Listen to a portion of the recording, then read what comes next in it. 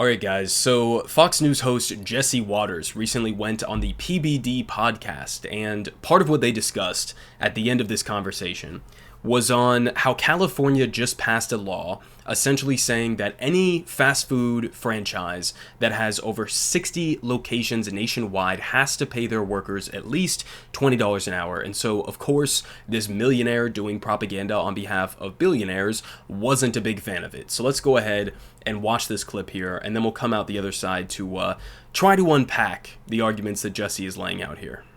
I know you love Gavin's policies. What are your thoughts about this wonderful governor's? You're very good at math, so see if you can do this in your head. You probably can. If you're making $20 an hour to work at a fast food restaurant, right? Is that six figures? Are you making? No. 40 grand. 50 is just two exits and add a few zeros. Yeah. Okay, so $40K a year. Okay, full time. $40K a year. Yeah. So, and then if your husband or wife is also there, you're making $100,000 as a family. Sure. Both working at McDonald's. 80 grand. That is okay. That's crazy. That is crazy, because that job really doesn't require much. So it's inflating the entire, labor sector and the Happy Meal. Unhappy, very unhappy. Which I'm very unhappy about, but I believe Gavin Newsom will be president one day. The man is smooth. He's already currying up to the Republican side. You saw him go on Hannity. He dive-bombed a couple of Fox News events. He's savvy. And I think a lot of people are underestimating him. He had no facts on his side when he debated DeSantis. And he held his own. I mean, I think he lost, but he held his own. Yeah. And he has a lot of bad facts. So I think he's a real threat. He's got good hair. Very good hair. He's tall. Got a nice looking family. A lot of California cash. He owns a vineyard. He sends people bottles of wine that he's trying to grease. Oh. I mean, he could be a problem. But I tell you one thing. Unless Barron Trump runs for president. Okay. So, let's start with this. First off, you can kind of get a sense of how detached from average working class people Jesse Waters is, because when this $20 an hour proposal is brought up to him, his immediate response is to say, well, you guys are good at math, so what does that come out to? 6 figures a year? I'm sorry, 6 figures a year, making $20 an hour. Okay, so just to hammer this point home a little bit, I actually did the calculations, as Patrick Beck-David was pointing out in this clip. It's not 6 figures a year. In fact, it's less than half of 6 figures a year that Jesse was suggesting there. It's actually around like $38,000, okay? And that's before taxes, right? So the idea that his instinct is to think $20 an hour equals $100,000 a year, okay, kind of gives you an insight in terms of how detached he is from average working class people. Okay, he thinks that $20 an hour is like a very solid upper middle class kind of job, which may give you an inclination in terms of why he's so fervently against a $20 an hour minimum wage or a $15 minimum per hour minimum wage, is because he legitimately does not know what that actually comes out to at the end of the day. And so, in order to get to the 6 figures that he's talking about there, you would actually have to be making upwards of like $55 an hour, more than twice the amount of what this California law is discussing. Okay, so he's so far off on that. You couldn't possibly be more far off than that. Now, I also did the calculations here. I got the numbers pulled up right in front of me in terms of the cost of living in California, right? Because that's kind of the main question that we really should be circling around here, not just some abstract conversation about what the minimum wage should be because Jesse Waters thinks that, working at McDonald's is such an easy job and that his job as some bullshit political commentator is so difficult and whatever the case may be. But if you actually look at the cost of living, okay, how much does it cost to get an apartment? How much does it cost to afford basic life necessities in California? Well, just in terms of housing, okay, if you want a 1-bedroom apartment, just a 1-bedroom apartment for yourself, that's going to average out at about $1,724 per month, which is about $20,700 per year, okay? So in a 1-bedroom apartment, you would be averaging spending almost $21,000 out of the $38,000 to $40,000 that you're making under this new law that he's fervently arguing against. So that is already a majority of your income that is having to go towards just housing, not groceries, not child care costs or whatever the case may be, just housing. Now, if you want a 2-bedroom apartment, because let's say you have a wife, you have some kids, you have whatever the case may be, for a 2-bedroom apartment in California, the average rent cost is about $2,161 per month, which equals out to about $26,000 per year. So if you have a family and you're trying to work at one of these fast food chains and provide for yourself and your family, you're already talking about a majority of your income going towards just housing costs. So when we have these conversations about what should the minimum wage be, well, it should be whatever the cost of living calls for. If your business cannot provide for a living wage for the workers that are making you the money at this business, then you aren't a real business. You should not be in business, because your entire model is relying on just abject exploitation of your workers, to the point where they may have to go and get a second job. They may have to, figure out whatever they possibly can just to keep a fucking roof over their head, let alone to be able to actually enjoy life, right? Now, the other point that needs to be made here, in terms of him going after Gavin Newsom and all of this and that, and the Sean Hannity debate, or the Ron DeSantis debate that I think was moderated by Sean Hannity, that part was really funny, because I actually watched that debate, and I despise Gavin Newsom. I think he's incredibly sleazy. He's incredibly corrupt. I do agree with Jesse Waters. He could likely be the president in 2028. So I agree with him on that, but, definitely not on the debate point. Okay, because Jesse Waters, essentially, it looks like wants to live in his own world of facts. He didn't like the facts that Gavin Newsom was bringing to the debate with Ron DeSantis.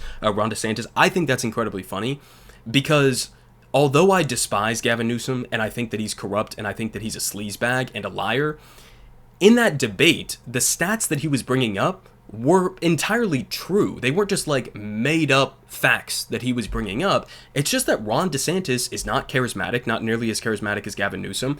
He's not as as good of a debater as Gavin Newsom is, and so he lost that debate. He kind of embarrassed himself, right?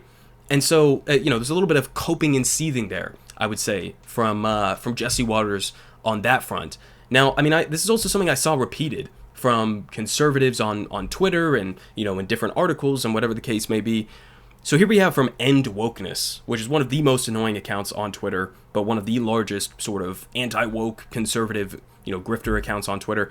And they basically make the same argument that Jesse Waters was making there, which is that, you're going to have massive inflation in the labor market, and you're going to have inflation in the pricings of Big Macs and whatever else, right? First off, on the labor point of that, if there's inflation in the labor market, or in the wages that average working class people are given as a result of the federal government or a state government mandating a higher minimum wage, that's actually a good thing for workers. That means that you are going to have more purchasing power in the aggregate. You are going to have more take-home pay, okay, in order to provide for yourself and for your family. Now, the other point is like, well, this is going to radically raise prices, right, at these fast food restaurants. Well, here was just one example. Here from End Wokeness, they say, California hiked the minimum wage to $20 per hour for fast food workers this week. You'll never guess what happened next. And so he links this picture here. Now, I didn't even fact check this. I don't even know if this is real or if the dates that are listed here are accurate, but let's just take it at face value here for the sake of argument. So March 29th prices, you can see them right here, and then they go up April 1st, right after this law is enacted or whatever. And look at the price differences that we're talking about here. A cheeseburger went up from $3.95 to $4.10, so 15-cent difference there, right? Then we have like a hamburger going up 10 cents to $3.60. French fries staying the same actually, and then milkshakes going up 5 cents. Okay, a double is going up the most of any of these, which is about a quarter or so, right? So the highest increase in prices here is about a quarter. That's what we're talking about here. And they are framing this as if this is like the end of civilization. Now, that's point number one, in the sense that even to any degree you want to make the argument that an increase in wages to like $20 an hour, which may not even actually be a living wage in this expensive state like California, but even if you want to make the argument that the increase in this minimum wage is going to lead to companies raising their prices on their menu at these fast food restaurants, right? What are the price increases that we're looking at here? We're talking about like 25 cents for the most, the largest difference, the largest upgrade in price here. The rest of these are like 10, 15 cents. So that's point number one, is like, is that really breaking people's budgets? Number one, to provide, closer to a living wage for the workers at these restaurants. Is that worth it? Am I willing to pay 10 cents, 15 cents more for a hamburger? Maybe. I mean, you would think that would be kind of a reasonable proposition, but the other main point that needs to be made here is something that was echoed in this Business Insider article here. A California McDonald's franchisee says that he's leaving no stone unturned in his quest to save money over the $20 minimum wage. And they say a McDonald's franchisees in California warned that customers' acceptance of price increases is not limited. Fast food chains have been raising prices and cutting costs to offset the state's new $20 minimum wage. The franchisee said that he had upped the prices at his restaurant between 5% and 7% in just 3 months. And so this leads me to really what is my most fundamental point here in this video, which is who is choosing and why are they choosing to raise prices at these restaurants? That's the real question here. Because in order to believe that there is a one-to-one correlation between the increase in the minimum wage for average fast food workers who are barely scraping by, and a one-to-one correlation between that and between the increase of 5 to 7% of the price of a Big Mac or whatever at a McDonald's, in order to believe that, you would have to believe that all of these companies are operating at like razor-thin margins, that a multi-billion-dollar corporation like McDonald's is struggling to get by, right? You would have to believe that they are not making any profits in excess of what the increase in this wage would dictate. And that's obviously false. McDonald's is one of the most profitable, the largest fast food restaurants on the face of the planet. The idea that they have no choice but to raise prices in order to compensate for the increase in wages is not true. The reality of it is that these people, these corporations, and keep in mind the law only applies to fast food restaurants that have over 60 locations nationwide, so we're not talking about a small local mom and pop fast food restaurant, but these companies, okay, easily have enough in order to compensate for the wage increases in California. It's just that they would also have to potentially eat into executive pay and shareholder, outputs, right? And, potentially the person who owns this franchise, maybe he'll have to take a little haircut on the profits that he's stuffing into his pockets, right? So it's not that this is some inevitable force of nature, that the prices absolutely have to go up by X percent as a result of an increase in the minimum wage by X percent. It's that under a capitalist economic framework, there is a tiny minority that sits at the top of these companies that get to make the decision in order to raise their prices so that they don't have to take a haircut on the amount that they are bringing in profits. That's what's really going on here, right? It gets down to a fundamental idea of who makes the decisions under a capitalist economic system, okay? It's not the workers, it's not the government, it is private capitalists, in this case, capitalists who are a part of multi-billion-dollar international corporations. That's the reality of this. And I'll finish off with this, which is another point that I think needs to be made, which is that many of these large corporations, I mean, McDonald's is even specifically mentioned in this article, but this applies to many, some of the largest corporations in the United States and around the world. Walmart and McDonald's are among the top employers of Medicaid and food stamp beneficiaries. So this is an important point because you oftentimes hear conservatives, right, who will bring up, well, there's so many people on food stamps and Medicaid who are taking advantage of government systems and they're ripping off the taxpayer and whatever the case may be. The reality is that we, the American taxpayer, are actually getting ripped off by private multi-billion-dollar corporations like Walmart and like McDonald's because we are having to subsidize the fact that they are not paying their workers living wages to the point where they then need to go and get on programs like food stamps just to be able to provide food on the plate for themselves and their families, okay?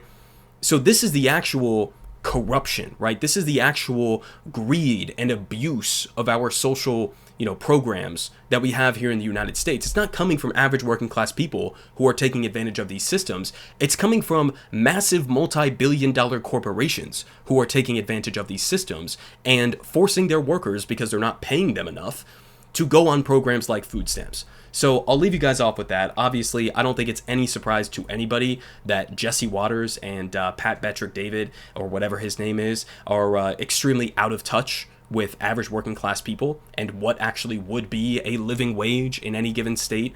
So it's not really surprising to hear this kind of commentary, but I do think that it's informative, both in the sense of how elitist and out of touch both of these guys are, and then also in terms of, what does it actually mean to have a minimum wage? What does it mean to have a living wage in this country? What does it mean to live under a capitalist economic framework where the owners of these companies can come out and they can raise prices and screw over consumers, at least to a small extent, in order to not have to cut into their own profit margins? Saying good politic guy has the best politic. Believe me, no one does it like him.